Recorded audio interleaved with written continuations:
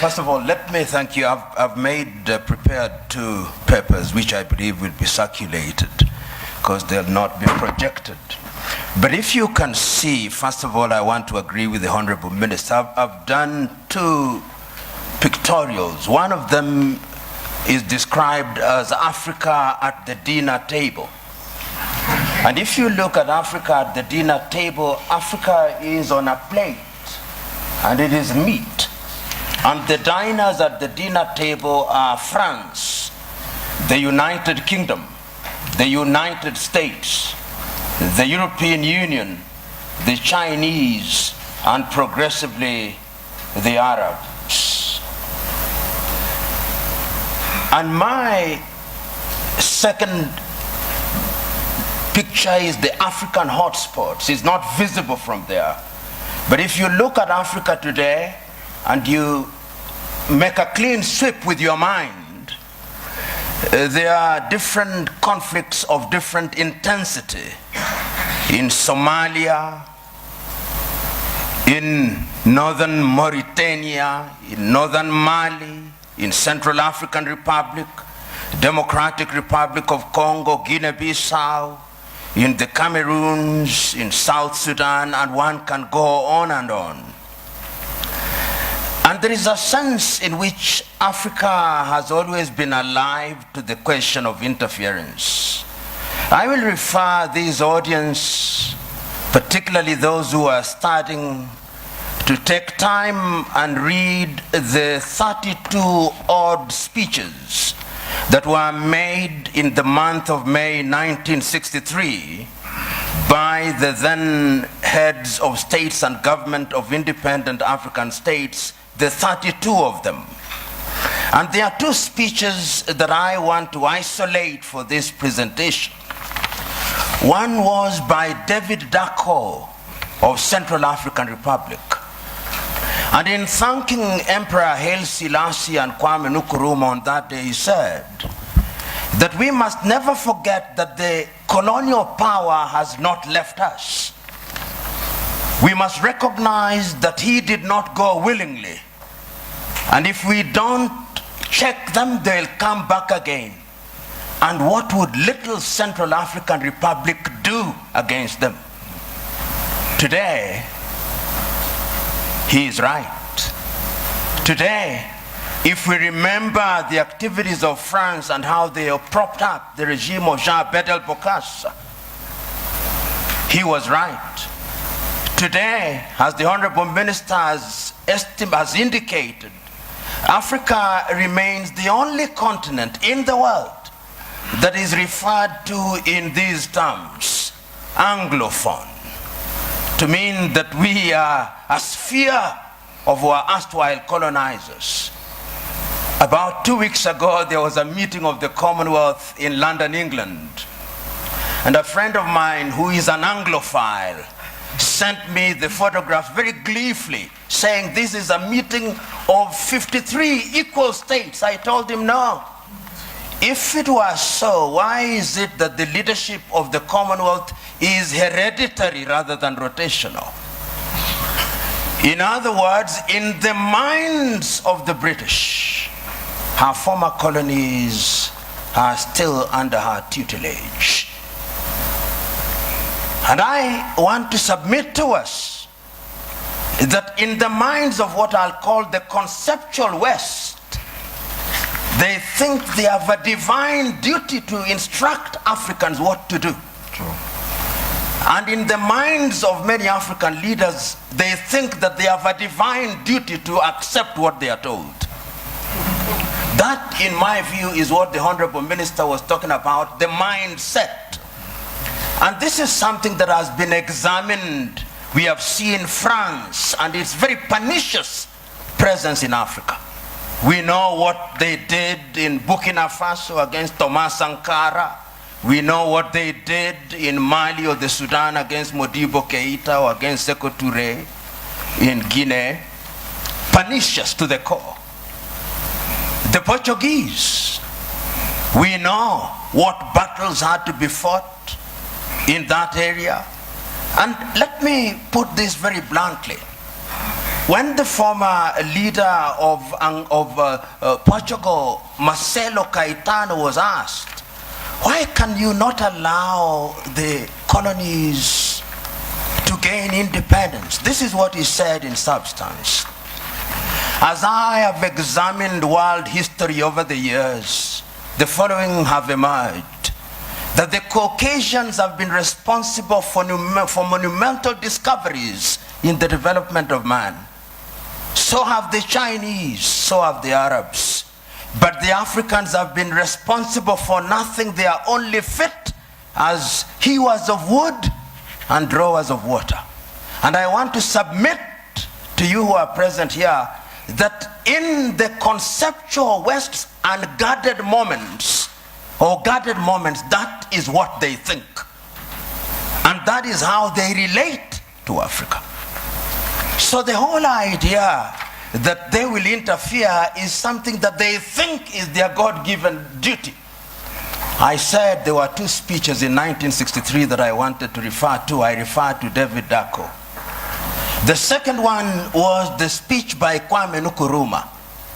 And Kwame provided the solution. He did not complain about colonialism. He said, we must live here with one army, with one command. We must live here with one currency. We must live here with one currency, one country. I do not know where its capital will be, but I suggest Leopoldville or Bangui. Other leaders may have their thoughts. Kwame was right, but who listened to him? Several years down the line, and I've said it in my paper, there were coup d'etats which were engineered, there were mutinies which were engineered, and other forms of destabilization. And I want to believe that the person who actually said it very well in the 1980s was the former American President Ronald Reagan. He said, the United States of America does what is in her best interest. And I agree with him. Does Africa do what is in her best interest? Do African leaders do what is in the best interest of Africa? Interference will be there in very blatant and brazen ways and in subtle ways. I've always asked, until very recently, how many African countries manufactured bullets? Very few. Until very recently, how many African countries, in fact, how many African countries manufacture jet fighters? How many African countries are involved in the arms industry? Some of the leading conceptual West countries which pontificate to us about prizes, peace prizes, are the leading manufacturers of landmines. And if you look at their foreign exchange earners, it is the military and security items. So they say with their mouths, what do they not believe in their hearts? In Kiswahili we say, vita vya panzi furaha ya kunguru. That when the locusts are fighting, it is the joy of the hawk. Because when they kill each other, they get the food easily, dead. It is in the best interest, I dare submit, without fear of contradiction, that the elite in the conceptual West does not want Africa to stabilize, despite their assertion to the contrary. And you'll see it in every country, because conflict is a major industry. Today, you look at South Sudan and the many peace conferences that are being held, but if you ask who supplies the arms, who provides safe havens, it is the conceptual West. And when I use the term conceptual West, I'm saying that it extends to countries which are geographically not in the West, like Australia or Canada. So I'm submitting in answer to your question, Joe, that interference is there, and it is part, to use this old cliche, of the neo-colonial project. The neo-colonial project requires that Africa must remain within the sphere of influence of these states. Today, if you look at the United Kingdom, which has left Europe, one would have thought that those are their cousins and that they should sit in comfort with them. You will now see their involvement being de-emphasized in Europe and their interest and appetite growing towards the Commonwealth. Because in the Commonwealth, they are the major domos. They'll tell us what to do. In Europe, they have to grapple with the Germans and the French, and they don't like it. That is the unspoken bit of it. The French also are in Europe, but the Germans are too strong, and they don't like it. So they want to hold Côte d'Ivoire, Gabon, and tell them what to do. I do not know how many of you saw the press conference that was attended by President Macron of France and Nana Addo of Ghana. And when Nana Addo spoke as an African should, you could see the body language of the French president. How dare this man speak this way? In other words, I'm saying that interference is the mother's milk of European economies. But to answer your second question, they have their own recruits who Professor Philip Nying'oro will be speaking here. To use the old vocabulary of those days, they have the people you call their comprador bourgeoisie. You must remember. The comprador bourgeoisie are Africans with black faces, but essentially they are doing the bidding of these powers. They are the ones you'll find them in different spheres. And they will be present. They are in your cabinet, but they are actually representatives of the foreign intelligence agencies of those countries. We know this. If you look at the declassified papers from the United States, we now know that some of leading cabinet ministers in many African countries were working for the CIA or some Western agencies. So you are sitting in cabinet, and in these days of the mobile phone, they are possibly texting their masters in Europe and America. So interference is also exacerbated by these comprador bourgeois for their own benefits, and it has never changed, Honorable Minister. In the early days of slavery, they gave some of the chiefs mirrors and alcohol. Today, what they give them are flats in Paris or in Dubai, and that is what makes them undermine Africa. The third mode of interference is through institutions.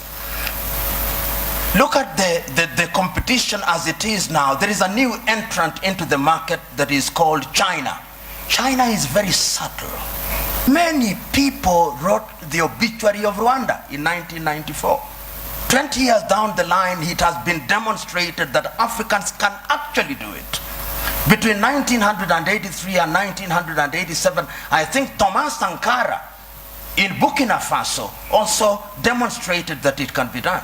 We saw in Somalia, despite their problem. So my prescription is African unity. Africa must now begin to negotiate initially in terms of blocks, SADC, ECOWAS, East African Community, and ultimately as African Union. And lo and behold, we must do it. And I've always said this cliche, we must do it, because if we don't do it, we will be done. Thank you.